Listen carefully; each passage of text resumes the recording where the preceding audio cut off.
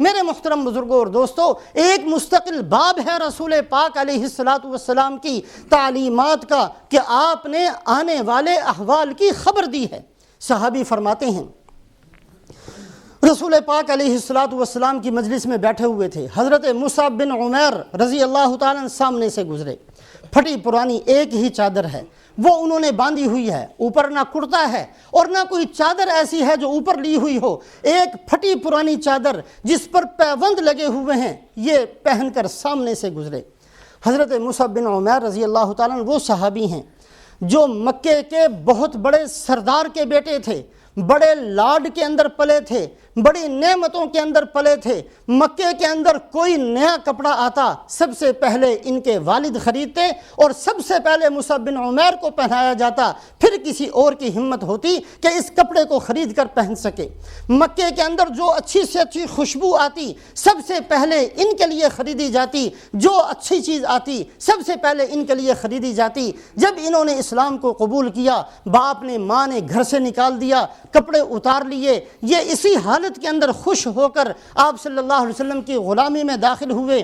اسی حالت کے اندر ایک چادر جس پر پیوند لگے ہوئے ہیں وہ باندھی ہوئی ہے، کرتا بھی کوئی نہیں ہے، اوپر چادر بھی کوئی نہیں ہے۔ صحابی فرماتے ہیں سامنے سے گزرے، رسول پاک علیہ الصلاۃ والسلام نے دیکھا آپ کی آنکھوں سے آنسو آ گئے، اور اس کے بعد آپ صلی اللہ علیہ وسلم نے جو فرمایا، آپ نے فرمایا کیف بکم اذا غدا احدکم فی حلۃ وراح فی حلۃ، تمہارا اس وقت کیا حال ہوگا جب تم میں سے ایک آدمی کو رات کو الگ جوڑا ملے گا، دن میں الگ جوڑا ہوگا، رات کا سوٹ الگ اور صبح کا سوٹ الگ اور بازار میں جانے کا سوٹ الگ اور دکان میں کھڑے ہونے کا سوٹ الگ، اتنے سارے کپڑے تمہارے پاس ہوں گے، تمہاری اس وقت کیا حالت ہوگی کہ تم میں سے ایک آدمی کے پاس رات کے کپڑے الگ ہوں گے اور دن کے کپڑے الگ ہوں گے۔ اور اس کے بعد فرمایا کہ تم میں سے ایک آدمی کے سامنے کھانے کا ایک پیالہ یا ایک پلیٹ یا ایک برتن لایا جائے گا،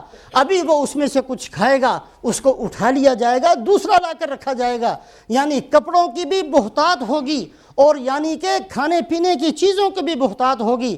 وَسَتَرْتُمْ بُيُوتَكُمْ كَمَا تُسْتَرُ الْكَعْبَةَ، اور تم اپنے گھروں کو خوبصورتی کے لیے ایسے پردے لٹکاؤ گے جیسا کہ بیت اللہ پر پردے لٹکائے جاتے ہیں، تمہاری اس وقت کیا حالت ہوگی؟ صحابی نے عرض کیا یا رسول اللہ صلی اللہ علیہ وسلم، یہ تو اچھی بات ہے، بڑی اچھی خبر دی آپ نے، اس وقت تو ہم بڑے اچھے ہوں گے، نتفرغ للعبادہ ونکفی المؤونہ، ہم عبادت کے لیے فارغ ہو جائیں گے، ہمیں کمانا نہیں پڑے گا، ہمیں روٹی کے لیے مارا نہیں پھرنا پڑے گا، اور یہ کہ ہمیں کسی قسم کی تکلیف اور مشقت نہیں ہوگی۔ آپ نے فرمایا کہ نہیں، اس وقت بہتر نہیں ہوگے، آج تم بہتر ہو، فقر و فاقہ کی آج کی حالت بہتر ہے۔ تھوڑا سا اپنے آپ کو سوچیں کہ آج کی امت کے پاس جتنا مال ہے شاید 100 سال پہلے اتنا نہیں تھا، ہمارے دادے پردادے اتنے مالدار نہیں تھے جتنا آج کا مسلمان مالدار ہے، ان کے پاس ایسے گھر نہیں تھے جتنے آج ہمارے پاس ہیں، ان کے پاس اتنے کپڑے نہیں تھے جتنے آج ہیں، لیکن ٹھنڈے دل سے سوچئے اتنا فراڈ اس وقت نہیں تھا جتنا آج ہے۔ ایسے بندے کو کیا کیا جائے؟ کھانے کے لیے گھر بھرا ہوا ہے، پہننے کے لیے ٹیچی کیس بھرے ہوئے ہیں، ہر چیز موجود ہے، پھر بھی اس بدبخت کی کوشش یہ ہے کہ میں جیب کاٹ لوں دوسرے کی۔ آج جتنا دھوکہ اور جتنا فراڈ ایک مسلمان، اور خاص طور سے وہ مسلمان جو ان ملکوں کے اندر رہتا ہے، جو اپنے آپ کو بہت زیادہ مالدار سمجھتا ہے، جو اپنے آپ کو بہت زیادہ باحیثیت سمجھتا ہے، کیا آج اس کی حالت یہ نہیں ہے کہ سب سے زیادہ بینک کرپٹ ہونے والے یورپ کے اندر ہوتے ہیں، اور سب سے زیادہ دوسروں کی جیبیں کاٹنے والے ان ملکوں کے اندر رہتے ہیں، اور سب سے زیادہ دوسرے کا مال ہڑپ کر جانے والے ان ملکوں کے اندر رہتے ہیں، قرضہ لے کر واپس نہ کرنے والے انہی ملکوں کے اندر رہتے ہیں؟ کیا آج ہماری حالت یہ نہیں ہے؟ کبھی سوچا ہے اس بات کو؟ اگر یہ چیزیں بہتر ہوتیں اللہ کے نبی کو ملتیں، اگر یہ چیزیں بہتر ہوتیں صحابہ کرام کو ملتیں، میرے محترم بزرگوں اور دوستوں، ایسے مالوں کو کیا کرنا ہے جو ہمارا پیٹ بھرنے پر ہی نہیں آتا؟ آخر کب ہمارا پیٹ بھرے گا؟ رسول پاک علیہ الصلاۃ والسلام نے فرمایا لا یملأ بطن ابن آدم الا التراب، انسان کے پیٹ کو تو قبر کی مٹی بھرے گی۔ اگر یہ پیٹ اتنا حرام کھانے کے بعد بھی نہیں بھرا، اگر یہ پیٹ سود لینے دینے کے بعد بھی نہیں بھرا، اگر یہ پیٹ بینک رپٹ ہونے کے بعد بھی نہیں بھرا، اگر یہ پیٹ مسلمانوں اور کافروں کا مال کھانے کے بعد بھی نہیں بھرا، تو اللہ کرے جلدی سے قبر میں چلا جائے تاکہ یہ بھرے تو صحیح۔ میرے محترم بزرگوں اور دوستو، اللہ کے نبی صلی اللہ علیہ وسلم نے ایسے وقت میں اس کی خبر دی ہے جب اس کا تصور نہیں تھا۔ حضور اکرم صلی اللہ علیہ وسلم نے ارشاد فرمایا، یوشک الامم تداعی علیکم کما تداعی الآکلۃ الی قصعتها، بہت قریب ہے کہ بہت سارے لوگ تمہارے اوپر جھپٹیں گے جیسا کہ بھوکے لوگ کسی پیالے پر جھپٹتے ہیں۔ ہر بھوکے کی کوشش یہ ہوتی ہے مجھے جلدی سے کھانا مل جائے۔ ایسے امت مسلمہ کے ختم کر دینے کے لیے اور مسلمان امت پر ایسے لپکیں گے اور ایسے مسلمان امت پر حملہ کرنے کی ساری قومیں مل کر کوشش کریں گی۔ صحابہ حیران ہوئے، یہ کیسے ہو سکتا ہے؟ آج تو تھوڑے سے ہیں، مٹھی بھر ہیں۔ ایران کے اندر جاتے ہیں تو کسریٰ کانپتا ہے، روم کے اندر جاتے ہیں تو قیصر کانپتا ہے۔ کسی کی ہمت نہیں ہے صحابہ کے سامنے کھڑے ہونے کی، اور بڑے بڑے لرزتے ہیں۔ حضرت عمر رضی اللہ تعالیٰ عنہ کا نام آتا ہے تو لوگ کانپتے ہیں۔ ایسی وقت ایسی حالت کیسے ہو جائے گی کہ لوگ سارے کے سارے امت مسلمہ کو کھا جانے کے لیے بھاگیں گے؟ ایک صحابی نے عرض کی، علی قلت نحن یا رسول اللہ، اے اللہ کے رسول صلی اللہ علیہ وسلم، کیا ایسے وقت میں ہم اتنے تھوڑے ہو جائیں گے؟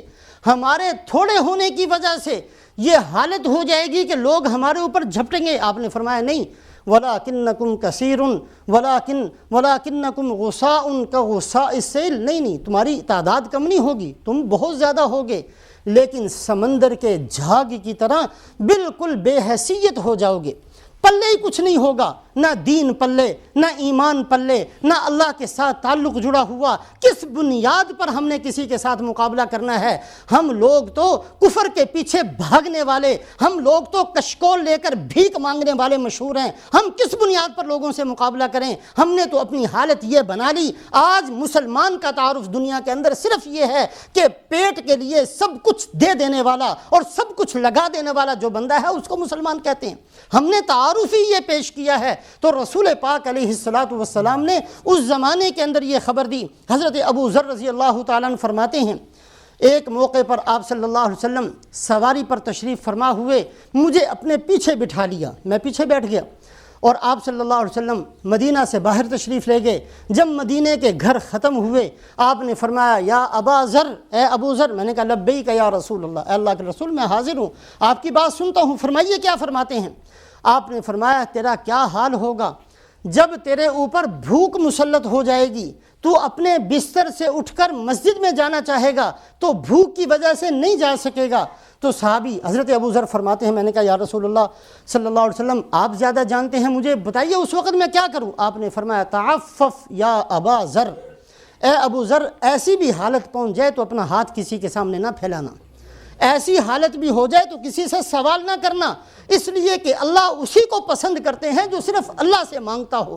فرمایا رسول پاک علیہ السلام نے دعا کی ہے، اے اللہ، جیسے آپ نے میری پیشانی کو بچا لیا اور محفوظ کر لیا کہ آپ کے علاوہ کسی اور کے سامنے نہیں جھکتی، اے اللہ میرے ہاتھ کو بھی محفوظ فرما کہ صرف آپ کے سامنے پھیلے، آپ کے علاوہ کسی کے سامنے نہ پھیلے۔ تو فرمایا، تعفف یا ابا ذر، اے ابو ذر، اتنی بھوک کی حالت بھی ہو جائے تو ہاتھ نہ پھیلانا۔ اس کے بعد فرمایا، پھر آپ نے فرمایا، یا ابا ذر۔ میں نے کہا لبیک یا رسول اللہ، اے اللہ کے رسول صلی اللہ علیہ وسلم، میں آپ کی بات سنتا ہوں، فرمائیے۔ فرمایا کہ تیرا اس وقت کیا حال ہوگا جب کہ مدینہ کے اندر بہت زیادہ موت واقع ہو جائے گی، حالات بڑے بگڑ جائیں گے۔ تو میں نے کہا یا رسول اللہ صلی اللہ علیہ وسلم، فرمائیے، آپ فرمائیے مجھے کیا کرنا چاہیے؟ آپ نے فرمایا، تصبر یا ابا ذر، اے ابو ذر صبر کرنا۔ اور اس کے بعد فرمایا کہ تیرا کیا حال ہوگا جب کہ ایسی حالت آ جائے گی کہ ایک آدمی کے گھر میں فوتگی ہوگی اور اس بندے کے پاس اتنا وقت نہیں ہوگا کہ اپنے باپ کو، اپنے بھائی کو، اپنی بیوی کو، اپنے بیٹے کو دفن کرے، اور وہ کسی کو کہے گا کہ اتنے پیسے مجھ سے لے لو اور جا کر میرے باپ کو دفن کراؤ، میں تو بڑا مصروف آدمی ہوں، میرے پاس وقت نہیں ہے۔ جس راستوں پر ہم نے چلنا شروع کیا ہے، ابھی تک یہ حالت نہیں آئی، لیکن جس راستے پر میں نے آپ نے چلنا شروع کیا ہے، یہ راستے اسی وحشت ناک جنگل میں پہنچاتے ہیں۔ ایسا وقت بہت ممکن ہے، یہ ایک زمانہ تھا، کوئی فوت ہو جاتا تو انسان جو ہے وہ سوچا کرتے، اپنی موت کو یاد کیا کرتے، آج یہ مرا ہے کل ہم نے مرنا ہے، کچھ نہ کچھ کھانے پینے کے اندر فرق پڑ جاتا، 2-4 آنسو نکل جایا کرتے۔ آج تو جس گھر میں فوتگی ہوتی ہے اس میں نہ ٹیلی ویژن بند ہوتا ہے، اور نہ اس گھر کے اندر بیٹھ کر دکانوں کی باتیں ختم ہوتی ہیں، اور نہ دنیا کے مربوں کی، بلکہ اچھا موقع ملتا ہے۔ بہت ساری جگہوں پر جا کر دیکھا، جس گھر کے اندر فوتگی ہوئی تعزیت کے لیے گئے، آگے قصہ یہ چل رہا جی اتنے مربے بنا لیے، اتنے باقی ہیں، اور فلانے کے اوپر شفا ہو گیا، اور فلانے کے اوپر مقدمہ ہو گیا۔ اس بےہودہ قسم کی باتیں موت پر بیٹھ کر آج ہمارے اندر ہوتی ہیں۔